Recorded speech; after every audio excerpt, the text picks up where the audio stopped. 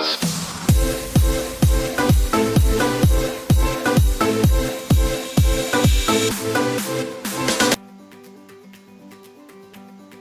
datang kembali di bimbingan belajar kebidanan yang diselenggarakan oleh Midwifery Care. Kali ini kita akan belajar tentang soal SKB Bidan CPNS 2021. Nah, materi kita kali ini membahas tentang penegakan diagnosis kebidanan. Sebelum kita masuk ke pembahasan soal, teman-teman terlebih dahulu jangan lupa subscribe, like, dan komen channel ini atau video ini, dan teman-teman juga boleh bergabung di grup Telegram kita Midwifery Care Official, atau teman-teman bisa juga gabung ke Instagram untuk informasi update-nya. Yang di Instagram ataupun di YouTube channel ini ada kita sertakan link untuk teman-teman sekalian lebih mudah untuk masuk dalam grup. Oke, selanjutnya kita langsung saja ke pembahasan soal. Soal pertama, mari kita baca bersama-sama. Seorang perempuan umur 35 tahun, G1P0A0, hamil 34 minggu, datang ke BPM dengan keluhan pusing sejak 1 minggu yang lalu. Hasil anamnesis, keluhan tidak disertai pandangan kabur atau nyeri ulu hati. Tidak ada riwayat tekanan darah tinggi, hasil pemeriksaan tekanan darahnya 140/100. Polsnya 20, nadinya 84, TFU-nya 32, DJJ-nya 148, protein urinnya positif. Lihat pertanyaannya, diagnosis apakah yang paling mungkin pada kasus tersebut? A. Hipertensi kehamilan, B. Preeklamsi ringan, C. Preeklamsi berat, D. Hipertensi kronis, E. Eklamsia. Jawaban yang lebih tepat dengan kasus tekanan darah dan protein urinnya yang positif 1, maka yang lebih tepat untuk hal ini adalah ke preeklamsi. Dan ada 2, preeklamsi ringan atau preeklamsia berat. Yang lebih tepatnya itu masuk dalam kategori preeklamsi ringan. Kenapa preeklamsi ringan? Karena tekanan darahnya itu tidak lebih dari 160, yaitu batas 140/100. Dan protein urinnya juga positif 1. Kasus tersebut merupakan kasus patologi, masuk ke dalam preeklamsi ringan. Bukan juga dalam hipertensi kronis atau hipertensi lainnya. Kenapa? Karena nggak ada riwayat hipertensi pada kasus sebelumnya atau riwayat sebelumnya. Maka yang lebih tepat untuk jawabannya adalah preeklamsi ringan. Kenapa nggak eklamsi? Karena di sini tidak ada riwayat yang menyatakan dia mengalami kejang atau hal-hal lain yang mengakibatkan eklamsi. Oke, saya harap teman-teman bisa paham sampai di sini. Jika memang teman-teman masih ada yang kurang paham atau kurang dimengerti, langsung saja komen di video ini. Oke. Kita lanjut soal nomor 2. Kita baca sama-sama. Seorang perempuan umur 30 tahun datang ke BPM dengan keluhan amenorrea 3 bulan. Hasil anamnesis, sering merasa mual dan muntah sejak 1 bulan yang lalu. Hasil pemeriksaan, tekanan darahnya 140/100, polsnya 20, nadinya 84, TFU-nya 1 jari di bawah pusat, tidak teraba balotemen, terdapat bercak kecoklatan dan jaringan seperti gelembung. Nah, ingat nih hasil pemeriksaannya. Pertanyaannya, diagnosis apakah yang paling mungkin pada kasus? A. Abortus imminens, B. Kehamilan ektopik, C. Misabortion, D. Molahidatidosa, E. Abortus incipiens. Diagnosis, lihat ya, diagnosis, penegakan diagnosis, kita lihat hasil pemeriksaan yang kita dapatkan. Terdapat katanya bercak kecoklatan dan ada jaringan seperti gelembung. Di video-video YouTube channel kita sebelumnya, kita juga sudah membahas tentang abortus, jenis-jenis abortus, seperti itu ya. Ciri-ciri abortus, kalian bisa langsung ke channel-channel selanjutnya setelah video-video ini, oke? Kita lanjut pembahasannya. Yang A, abortus imminens, tidak masuk dalam kategori ya. Abortus memang betul amenorrea 3 bulan hasil anamnesis abortus imminens. Ingat ciri-ciri abortus imminens itu tidak ada yang namanya bercak darah kecoklatan dan tidak ada yang namanya jaringan seperti gelembung. Kehamilan ektopik tidak masuk. Misabortion tidak juga. Molahidatidosa, abortus incipiens tidak masuk dalam kategori abortus. Dengan kata kunci seperti gelembung itu identik dengan ciri-ciri terhadap molahidatidosa. Pada kasus ini TFU-nya tidak sesuai dengan usia kehamilan, itu yang pastinya. Maka dia masuk ke dalam molahidatidosa. Dan ciri khas yang paling menonjol adalah jaringan seperti gelembung. Oke, kita lanjut soal selanjutnya. Saya harap teman-teman bisa paham sampai di sini untuk soal nomor 2. Kita lanjut soal nomor 3. Kita baca kasusnya. Seorang perempuan umur 28 tahun, G2P1A0, hamil 12 minggu, datang ke rumah sakit dengan keluhan nyeri perut bagian bawah.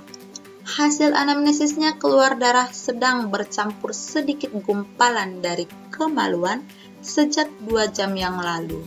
Hasil pemeriksaan, keadaan umumnya baik, tekanan darahnya normal, denyut nadinya normal, ada kontraksi uterus katanya. Nyeri tekan abdomen bagian bawah. Hasil in speculo tampak serviks membuka dan terlihat jaringan pada serviks. Diagnosis apakah yang paling mungkin? Ingat, diagnosis apakah yang paling mungkin? Diagnosis yang paling mungkin: A. Abortus imminens, B. Abortus complete, C. Abortus incipiens, D. Abortus incomplete, E. Molahidatidosa. Kalau ke mola sudah pasti tidak masuk. Katanya diagnosis dengan hasil in speculo tampak serviks membuka dan terlihat jaringan. Yuk, yang lebih tepatnya dari kasusnya ini lebih identik ke abortus mana? Boleh teman-teman jawab dulu di dalam komentar mungkin. Langsung saja kita jawab abortus yang paling tepat dengan ciri-ciri tampak jaringan pada serviks, yaitu lebih tepatnya adalah abortus incomplete, yaitu D. Oke, kenapa abortus incomplete? Yang disertai adanya hasil pemeriksaan, keluarnya darah sedang dari kemaluan, beserta tampak jaringan pada serviks. Oke, kita lanjut soal selanjutnya. Soal nomor 4. Seorang perempuan 35 tahun, G4P3A0, hamil 24 minggu, datang ke rumah sakit mengeluh keluar darah merah segar. Keluar darah merah segar sejak 1 jam yang lalu. Hasil pemeriksaannya,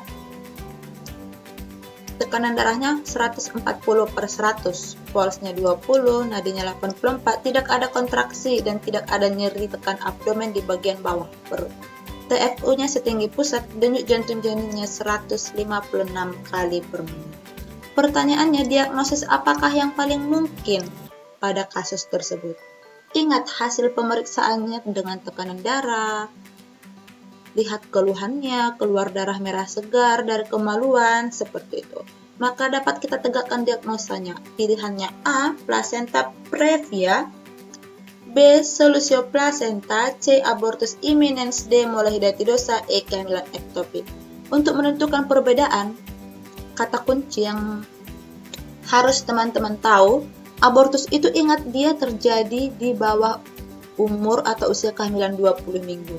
Jadi kalau udah usianya itu 24 minggu, teman-teman sekalian tak usah berfokus ke kata abortus. Berarti setiap kata abortus kita X-kan ya. Kehamilan ektopik juga tidak masuk. Molahidatidosa juga terjadi di bawah usia 24 minggu. Maka yang lebih tepat hanya 2 pilihan, placenta previa atau solusio placenta. Lihat, keluar darah merah segar dari kemaluan dengan apa lagi nih? Pemeriksaan tekanan darahnya yang paling ciri khas terhadapnya adalah kontraksi uterus, tidak ada nyeri tekan abdomen. Kalau tentang DJJ-nya masih dalam batas normal. Jadi kalau placenta previa itu denyut jantung janinnya itu bisa jadi mulai dari kata normal sampai kepada kata tidak normal. Nah, walaupun di sini dalam batas normal, dia masuk ke dalam plasenta previa dengan ciri khas keluar darah merah segar dan tidak ada nyeri tekan abdomen. Oke, kita lanjut soal berikutnya. Soal nomor 5. Kita baca soalnya. Seorang perempuan umur 30 tahun, G2P1A0, hamil 32 minggu, datang ke BPM dengan keluhan merasa sesak sejak 1 minggu yang lalu. Hasil anamnesis merasa penuh di perut bagian atas. Hasil pemeriksaan tekanan darahnya normal, pulsnya 20, nadinya juga normal, TFU-nya 30 cm, bagian fundus teraba bulat, keras, melenting, pada bagian bawah teraba bulat, lunak, kurang melenting, dan DJJ-nya atau denyut jantung jadinya 140 kali per menit terdengar jelas di atas pusat. Rencana asuhan apakah yang paling tepat dianjurkan pada kasus tersebut? A. Berjalan santai. B. Posisi Trendelenburg ya. C. Gerakan knie chest. D. Gerakan dorsal recumbent. E. Sering menyapu dengan sapu yang pendek.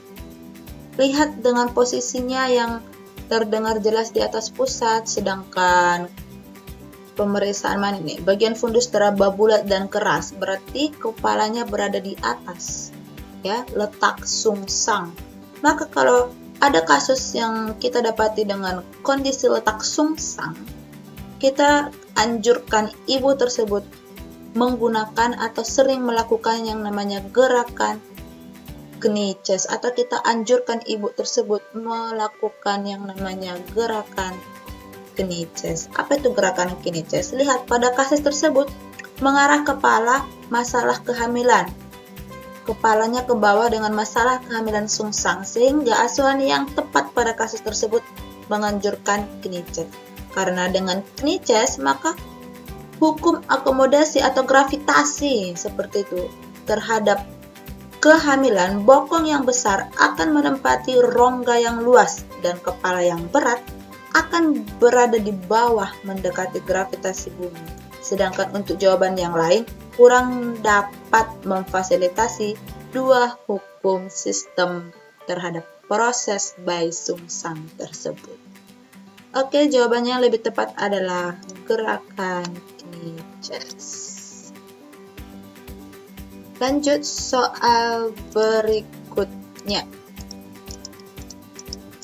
Soal nomor 6. Seorang perempuan umur 28 tahun, G3P1A0, hamil 32 minggu, datang ke Polindes dengan keluhan bengkak pada kaki sejak 1 minggu yang lalu. Hasil anamnesis keluhan berkurang setelah diistirahatkan. Hasil pemeriksaan tekanan darahnya 120/80. Semuanya dalam batas normal.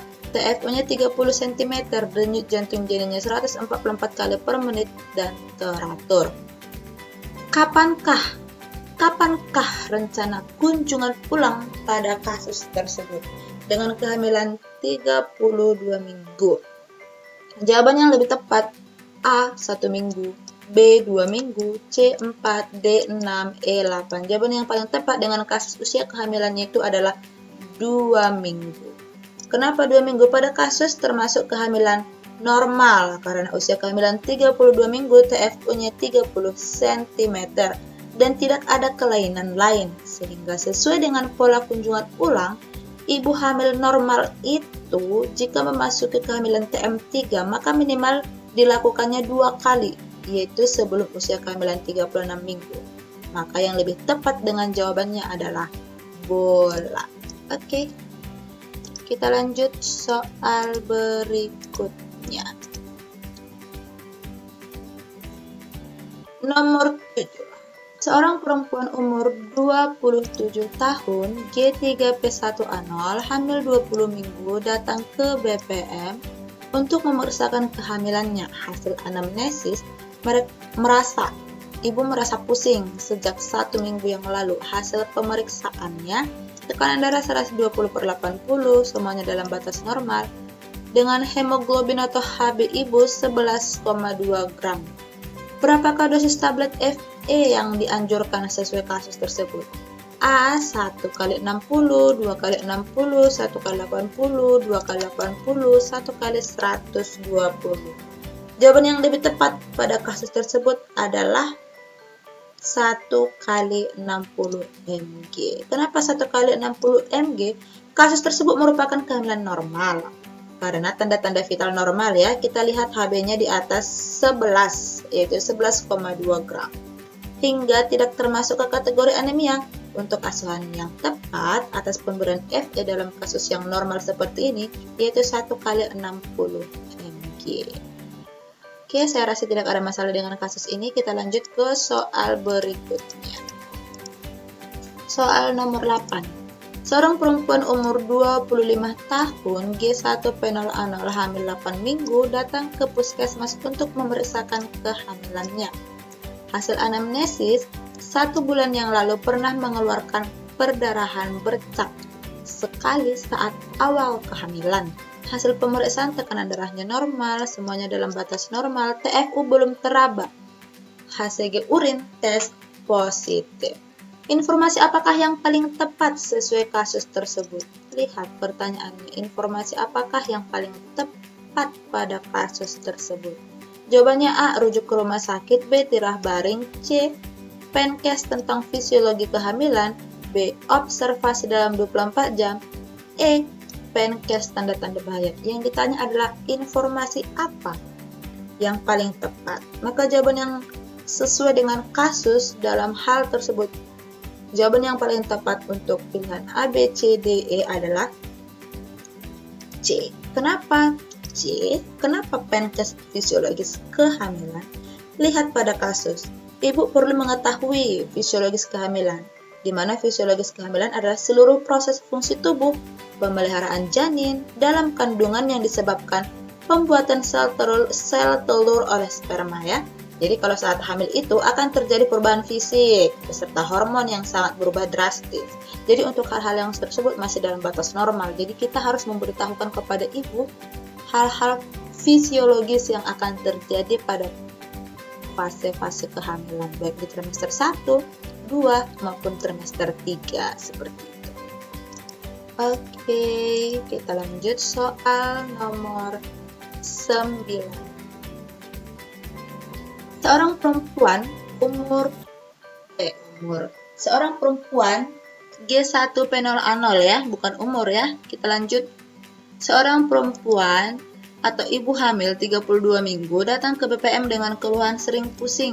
Katanya dia sering pusing sejak 1 minggu yang lalu. Hasil anamnesis, keluhan disertai mudah lelah.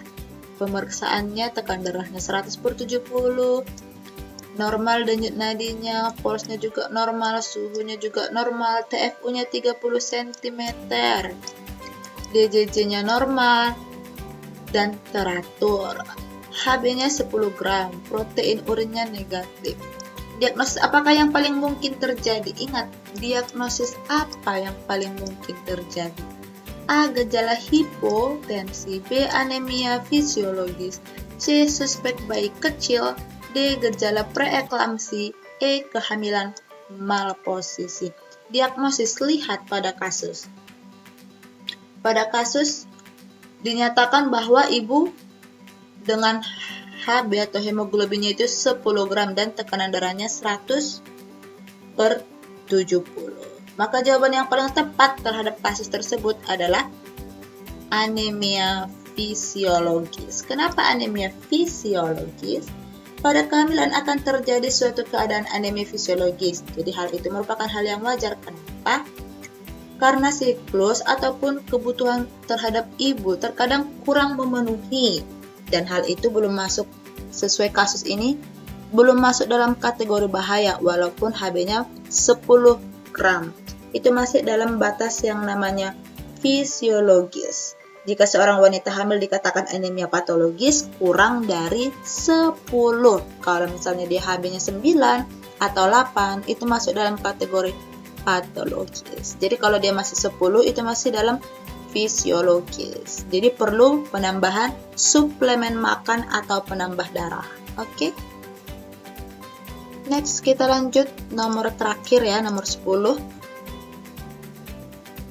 Seorang perempuan umur 28 tahun. Kehamilan 32 minggu, G1P0A0 datang ke BPM dengan keluhan sering pusing sejak 1 minggu yang lalu. Hasil anamnesis ibu mudah lelah, hasil pemeriksaan tekanan darah 100/70, semuanya dalam batas normal, protein urin semuanya tidak ada ya. Tindakan pertama, ingat, tindakan pertama apakah yang tepat dilakukan bidan pada kasus? A. Konseling persiapan kegawat daruratan. B. Memberikan suplemen tambah darah. C. Melakukan kolaborasi dengan dokter. D. Konseling penambahan nutrisi. E. Melakukan rujukan ke rumah sakit. Lihat tindakan pertama apakah yang paling tepat sesuai kasus, maka jawaban yang lebih tepat untuk hal tersebut karena dia menanyakan tentang tindakan, maka yang lebih tepat adalah bola.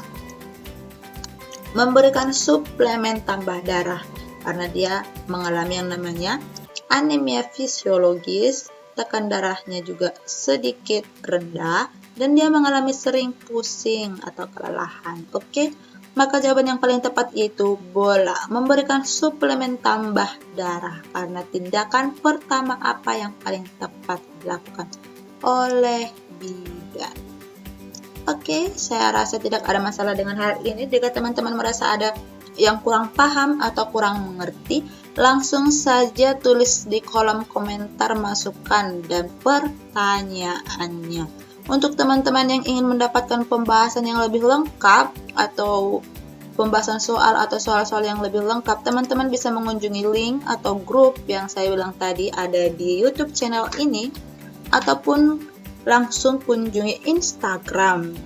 Maka kita akan memberikan atau menyediakan soal-soal berupa PDF dan pembahasannya. Oke, terima kasih telah bersama saya selama 1 jam. Ada ya, 1 jam sepertinya. Jangan lupa teman-teman subscribe, like, dan komen video ini. Dan jangan lupa bergabung ke grup Telegram kita atau ke nomor admin yang tertera. Oke, salam sukses pejuang SKB CPNS 2021. Semoga lancar sampai pada tahap final.